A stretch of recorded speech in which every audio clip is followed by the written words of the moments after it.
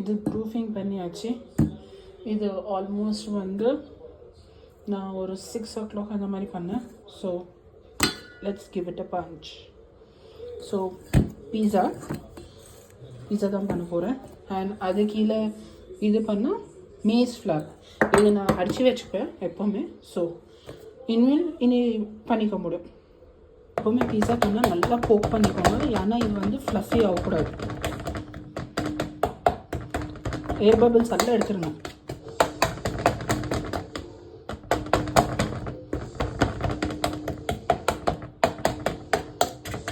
Sauce ready பண்ணிக்கினேன், pizza sauce.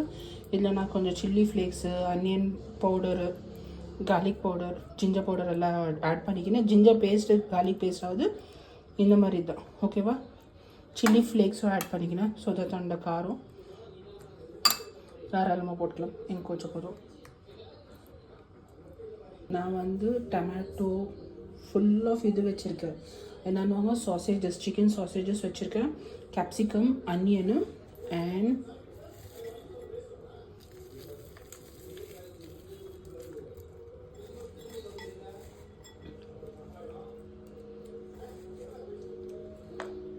ஓகேங்களா. இது டைரெக்டாக இப்போ அவனுக்குள்ளே போயிடும். பீஸா ரெடியாக இருக்கு.